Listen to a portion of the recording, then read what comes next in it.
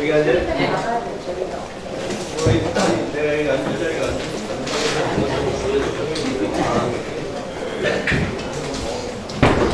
예, 바른미래당 제47차 원내정책회의를 개회하겠습니다.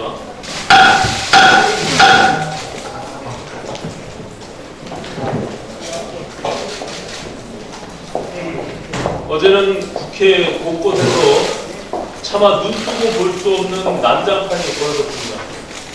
침대 축구로 패스트트랙 전국을 자초했던 자유한국당이 이제는 과격한 백태클로 각 상임위원회의 정상적인 의사일정 진행을 방해하고 나섰습니다. 3당 교섭단체 원내대표들의 국회 정상화 합의를 본인들이 걷어차고 법안 심의를 위한 회의에는 불참하면서 법안 처리는 합의로 해야 한다고 하니 대체 누구와 합의를 하라는 것입니까? 당리당략을 위해 민생을 침해하고 반대를 위한 반대로 국회를 마비시키면서 국회 정상화를 위해 재협상을 하자고 하니 대체 누구를 위하고 무엇을 위한 재협상인지 자유한국당이 묻지 않을 수 없습니다. 어제 바른미래당은 활동 기한 마감이 임박한 정개특위와 사개특위 위원들의 강곡한 요청에 따라 양대특위 활동 기한 연장을 논의하기 위한 원포인트 회동을 제안한 바 있습니다. 한국당을 제외한 여야 4당 정개특위 위원들이 특위 연장이 되지 않으면 선거법 개정안을 표결에 붙이겠다고 결의를 다지고 있는 상황에서 최악의 경우를 피하기 위한 마지막 제안입니다.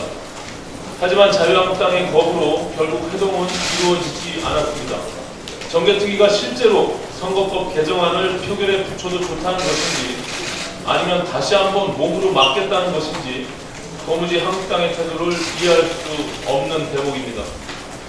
특위 연장 요청을 받은 이상 이에 대해 답을 해야 할 의무가 교섭단체 원내대표들에게 있습니다. 자유한국당의 거부로 합의를 통한 연장은 불가능해지고 마지막 수단으로 내일 국회 본회의에서 여야 사당의 의결로 특위를 연장하는 방안을 검토해 보겠습니다. 어느 정당 하나가 막무가내로 나오면 모든 일이 몰스톱되는 비정상적인 국회를 더 이상 방치하는 것은 국민들에게 죄를 짓는 일입니다. 국회법상 가능한 모든 방법들을 동원해서 6월 임시국회 의사일정을 지켜나가겠다는 것을 다시 한번 밝힙니다. 교육부가 지난해 초등학교 6학년 사회 교과서를 수정하면서 집필자의 동의를 받은 것처럼 서류를 위조하고 도장을 임의로 찍는 불법을 저질러서 담당 공무원 2사람이 검찰에 의해 기소되는 사건이 벌어졌습니다. 그런데 이에 대해 유은혜 교육부 장관이 잘못된 것을 바로잡기 위한 과정이었다고 강변하고 나서면서 파문이 확산되고 있습니다. 한 나라의 교육을 책임지는 교육부 수장이 어떻게 범죄 행위를 감싸고 돌 수 있다는 말입니까? 아무리 잘못된 것을 바로잡는다 해도 적법한 절차에 따라야 하는 것이 상식입니다. 목적이 아무리 정당하다 해도 협의록을 위조하고 직인을 대신 찍도록 하는 범죄 행위까지 정당화될 수는 없습니다. 그렇게 정당한 일을 벌였다면 교육부는 왜 뒤늦게 해당 공무원들을 징계에 회부하는 것입니까? 유은혜 장관은 관련 발언을 취소하고 국민 앞에 정중히 사과하기 바랍니다. 사건의 앞뒤 정황을 살펴보면 교육부 담당 과장과 연구사 등 말단 공무원 2사람이 벌인 일이라고는 도무지 믿겨지지 않습니다. 담당 공무원들이 상부의 지시도 없이 자신의 직을 걸고 이런 범죄 행위를 자발적으로 저질렀다는 것이라 믿는 국민은 단 한 명도 없을 것입니다. 바른미래당은 이번 사건에 교육부 고위층의 조직적인 개입이 있었을 것이라 보고 관련 상임위인 법사위와 교육위를 통해서 엄중하게 대응해 나가겠습니다. 이상입니다. 정책위장 최일입니다. 지난주부터 정부가 법 개정이 아니라 시행령 등으로 시장 질서를 바로잡고 공정 경제를 구현할 수 있는 사안에 대해서 제안드리고 있습니다. 오늘 제안 드릴 것은 재벌그룹 친족 계열사 다시겠습니다. 재벌그룹 친족회사 계열 분리 제도입니다. 총수 일가 개인회사에 대한 일감 몰아주기는 일감을 몰아주는 주요 상장 계열사뿐만 아니라 관련 업종 시장까지 망치는 불공정 행위입니다. 시스템 통합 SI 업체를 예를 들면 총수 일가가 그룹 내에 SI 업체를 개인회사로 설립한 후 계열사의 일감을 몰아받아 기존 거래업체인 중소 SI 업체를 거래에서 배제시키거나 그 회사를 하청기업으로 둡니다. 기존 중소기업은 아무리 실력이 있어도 성장할 가능성이 원천적으로 봉쇄되는 것입니다.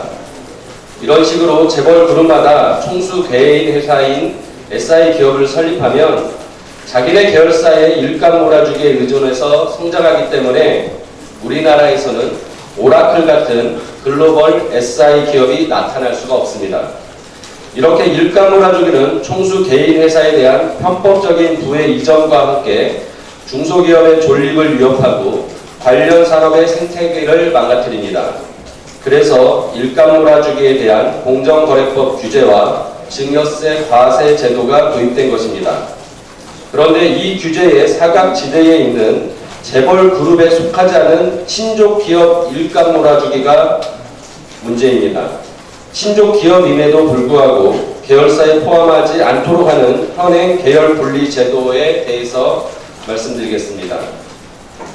친인척 회사임에도 독립 경영을 한다는 이유로 계열사에서 제외되고, 그렇지만은 거래의 상당 부분은 재벌 계열사의 거래에 의존하는 회사라면 이를 독립 경영한다고 볼 수가 없습니다. 과거에는 거래 의존도가 높으면 독립 경영한다고 보지 않고 계열 분리를 시키지 않았습니다. 그런데 지금은 독립 경영 판단 조건에서 거래 의존도를 제외했습니다. 이러한 계열 분리 제도를 이용하여 친족 기업들이 재벌 그룹 계열사의 일감을 몰아받지만 규제를 갖지 않고 있는 것입니다. 친족 기업의 일감 몰아주기도 재벌 총수 일가의 편법적인 부의 이전, 중소기업의 존립 위협, 관련 산업 생태계의 파괴 등 동일한 부작용이 발생하고 있으나 규제를 받지 않는 것입니다. 따라서 계열 분리 제도의 전반적인 시정이 필요한데 이 제도 자체는 시행령에 근거하고 있습니다. 따라서 정부는 재벌 개혁과 공정 경제의 의지가 있다면 당장 계열 분리 요건에 거래 의존도 기준을 부활시키는 시행령 개정을 해야 할 것입니다. 친족기업 일감 몰아주기로 왜곡된 시장을 바로잡고 중소기업이 경쟁에서 배제되지 않도록 정부가 나서야 할 것입니다. 자영업자 지원 대책에 대해서 말씀드리겠습니다. 최근 최저임금 급격한 인상과 경기 침체로 자영업자와 소상공인의 경영 환경이 날로 악화되고 있습니다. 또한 문재인 정부의 부동산 가격 안정 정책 실패는 엎친 데 덮친 격으로 무주택 자영업자의 주거비 부담을 가중시키고 있습니다. 이에 저는 무주택 자영업자의 주거 안정을 지원하고자 현재 근로소득자인 직장인에게만 적용되는 월세 세액공제 제도를 자영업자에게도 확대 적용하는 조세특례 제한법 개정안을 발의했습니다. 나아가 지난 20년간 물가 상승에도 불구하고 4,800만 원으로 고정되어 있는 부가가치세 간이가세 적용 대상을 9,600만 원으로 확대하는 부가가치세법 개정안을 발의할 예정입니다. 지금은 신용카드 사용 비중이 커지고 전자세금 계산서 발행이 의무화되어 있으므로 거래 투명성이 매우 높아졌기 때문에 부가가치세 간이가세 적용 대상을 확대한다 하더라도 탈세의 위험은 크지 않을 것이라고 생각합니다. 자영업자는 우리 대한민국의 경제의 허리입니다. 바른미래당은 민생정당으로서 대한민국 570만 자영업자가 우뚝 설 수 있도록 그 발판을 마련하는 데 최선을 다하겠습니다.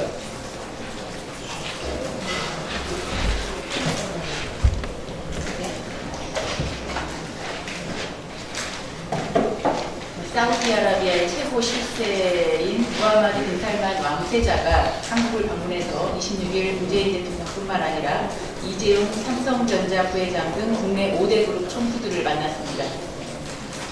1박 2일 일정으로 방한한 무하마드 왕세자는 도착 직후부터 특급 의전을 받았습니다. 이낙연 국무총리가 취임 이후 처음으로 공항으로 직접 나가서 영접을 하고 문재인 대통령도 청와대 공식 환영식에 이어서 오찬과 복합 석유화학시설 준공식 만찬에 이르기까지 빈살만 왕세자와의 만남에 하루 일정을 온전히 할애를 했습니다. 삼성 등 5대 기업 총수도 9년 만에 한자리에 모여서 빈살만 왕세자를 만났습니다. 이렇게 공을 들이는 것은 그만큼 사우디가 우리 정부뿐만 아니라 기업들에게 매우 중요하기 때문입니다. 빈살만 왕세자가 지난 2016년 정치, 경제, 사회 전반에 대한 개혁 계획인 사우디 비전 2030을 발표하면서 우리에게는 새로운 기회가 열리고 있습니다. 비전 2030은 한마디로 석유 산업에서 IT 기술 등 첨단 분야로 산업 구조를 바꾸려는 정책입니다. 원자력 발전소 16기 건설, 스마트 시티 조성 등 각종 인프라 투자가 포함되어 있어서 우리 기업들의 관심이 높은 건 당연합니다. 물론 처음부터 너무 큰 장밋빛 기대는 경계를 해야 합니다. 빈살만 왕세자가 이번 한국 방문에서 10조 원의 투자 보따리를 가져왔다고 하지만 석유화학시설에 대한 구체적인 투자 계획만 나왔을 뿐 수소차나 원자력 발전소 건설, 탄소섬유 등에 대한 협력은 아직까지 개론적인 수준에 불과합니다. 정부가 강조하는 수소차 분야 협력도 우리나라 수소차를 구매한다기보다는 S-오일에서 유생 수소를 만들어서 한국에 팔 가능성이 더 큽니다. 어찌됐든 한국 경제가 성장 동력을 잃어가고 있는 절박한 상황에서 사우디는 분명 우리에게 새로운 기회입니다. 특히 사우디 원전 시장은 UAE에 이어서 우리에게 큰 기회인 만큼 정부의 탈원전 정책도 다시 한번 재고해야 합니다.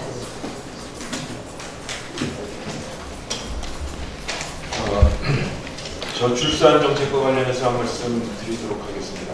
지난주 저는 국가가 낮은 이자로 난임 시술 비용을 빌려주도록 하는 보호자보건법 일부 개정 법률안을 대표 발의했습니다. 오신환 원내대표님을 비롯한 11분의 우리 당 의원님들이 공동 발의자와 함께 참여하셨습니다. 우리 바른미래당은 작년 정기국회 당시에 올해 난임 지원 사업 확대 예산을 대폭 증액시켰고 난임정책 전환 대토론회 등을 통해 난임으로 어려움을 겪고 계신 분들을 위한 일에 앞장서고 있습니다. 이제 한 단계 더 나아가서 보다 적극적이고 실질적인 정책 지원에 나서야 할 때라고 생각합니다. 건강보험급여 지원이 늘고 본인 부담액 지원도 늘었지만 몸 상태에 따라 건강보험 혜택을 다 받지 못하는 분들도 있고 보조금 기준에 충족치 않아 시술비용 전액을 본인이 부담해야 하는 분들이 여전히 많습니다. 이 경제적인 부담을 개인 대출로 감당하고 있다고 합니다. 정책의 사각지대를 본인의 대출로 메우고 있는 상황인 것입니다. 이에 난임 부부에게 보다 쉽고 저렴한 비용으로 이율로 시술 비용을 조달해주는 정부 지원 서민금융, 이른바 난임 금융론 도입이 시급합니다. 난임 금융론 도입을 위해 보호자보건법 개정과 2020년 관련 예산 확보에 당 지도부뿐만 아니라 우리 당 모두가 적극적으로 나서주시기를 건의드립니다. 저출산 해결의 작은 출발점은 아이를 낳고 싶은 의지를 가진 이들이 아이를 가질 수 있도록 돕는 일, 바로 그 일입니다. 이상입니다. 여가위 감사하다는 말씀드리겠습니다. 지난 패스트트랙 이후 한국당이 국회 보이콧으로 한 번도 개의되지 못했던 여가위 법안 소위가 오늘 드디어 열리게 되었습니다. 지난해부터 유독 여성 안전에 대한 이슈가 많았고 그에 따라서 보완하고 또 손질해야 할 법 조항들이 굉장히 많았습니다.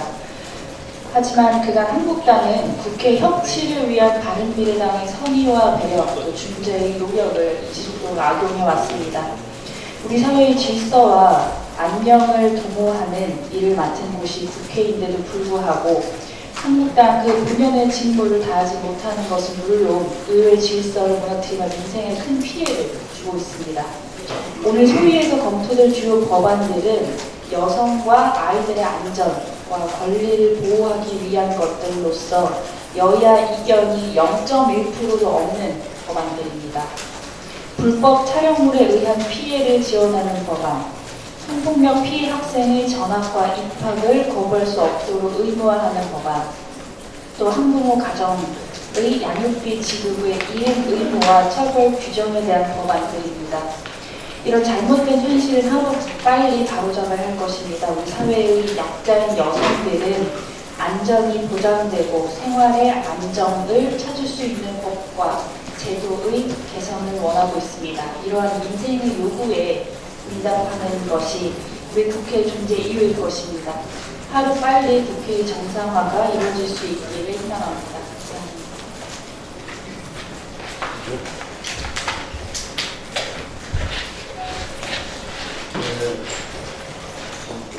지금 요즘에 그 자사고가 전국적인 이슈가 되고 있어서 어제 그 교육위 상임위를 저는 상임위원이 아닌데 거기 계속 배석을 했어요.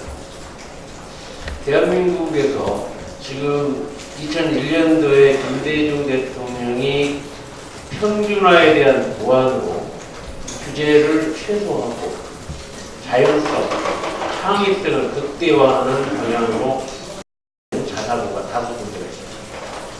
그 5군데에 5개도 교육청이 있죠.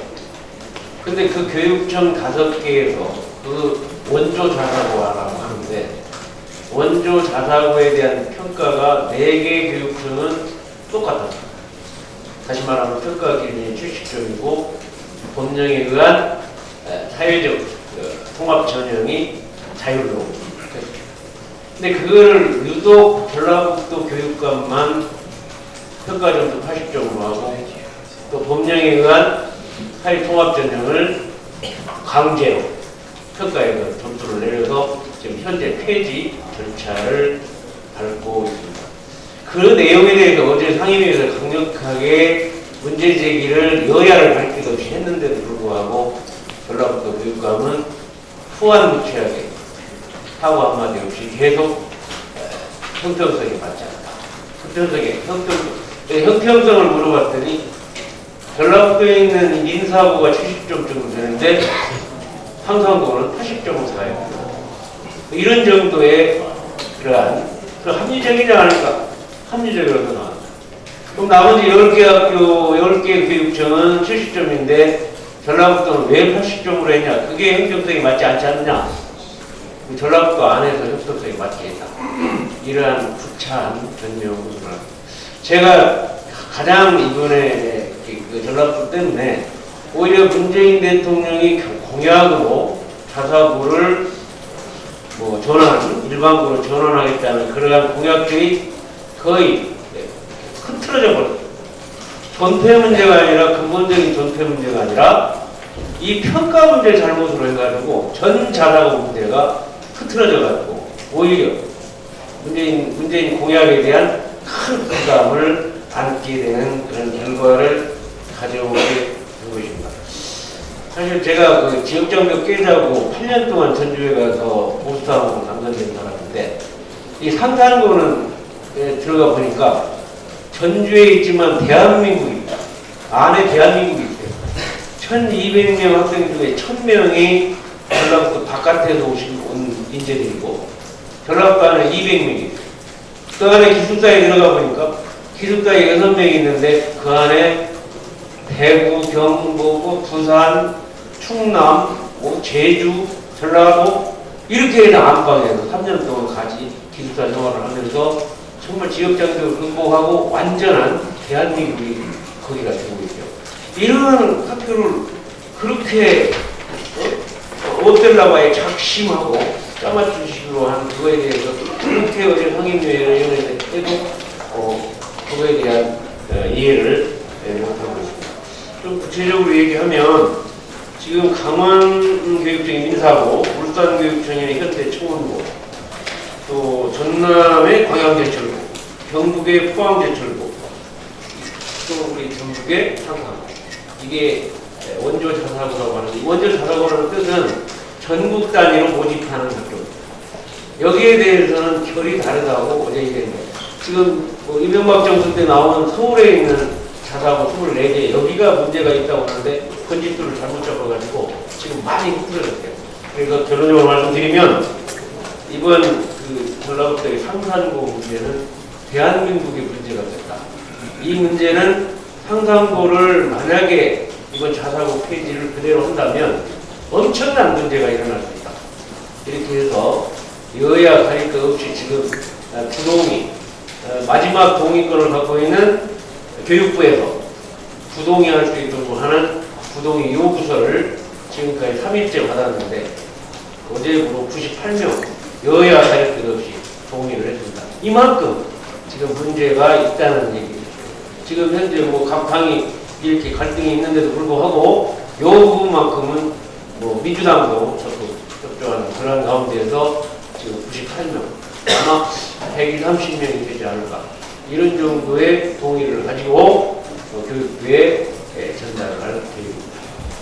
네, 결론적으로 이제 이 절차의 정당성과 평가의 공평성이 문제되는 상상고를 살려내야 그래도 문재인 대통령의 공약이 부담을 줄이면서 갈 수 있는 것이다. 그거를 꼭 지적하고 싶습니다.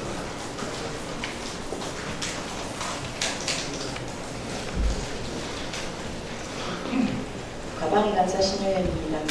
지난 18일 KBS 시사기획 창에서 보도된 태양광 사업 공마전편에 대해서 청와대 외압 행사 논란이 불거지고 있습니다. 엊그제 시사기획 창 제작진은 해당 방송 내용이 허위 보도라는 청와대의 주장으로 재방송이 결방되었고 이로 인해 제작 자율성이 심각하게 훼손되었다는 성명서를 발표했습니다.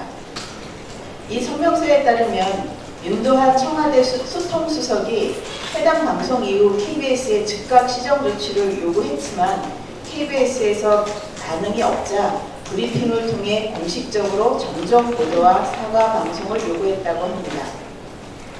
이 내용이 사실이라면 공영방송에 대한 청와대의 부당 개입과 강력한 외압 작용을 우려하지 않을 수 없습니다. KBS는 청와대의 공식적, 비공식적인 시정 요구에 큰 압박을 받을 수밖에 없었을 것이며 이는 분명 청와대가 방송 편성의 자율성을 심각하게 침해한 것입니다. 특히 성명서에 따르면 KBS 수뇌부는 청와대 시정 요구에 대한 제작진의 반박 자료 발표도 막았고 원래 예정되었던 재방송마저 취소했다고 합니다. KBS 수뇌부는 어떤 경위에서 재방송 취소가 결정되었고 그 과정에 누가 개입되었는지 낱낱이 밝혀야 할 것입니다. 아울러 이번 사건에서 불거진 청와대 외압 의혹의 진상이 철저히 규명되어야 할 것이며 입맛과 취향대로 언론을 조정하려 했던 전 정권의 행태가 반복되는 일은 없어야 할 것입니다. 바른미래당은 공영방송 및 언론이 정권의 눈치를 보지 않고 살아있는 권력을 자유롭게 비판할 수 있는 환경이 마련될 수 있도록 노력하겠습니다. 네, 고맙습니다. 비공개로 회의 계속 진행하겠습니다. 협조해 주십시오.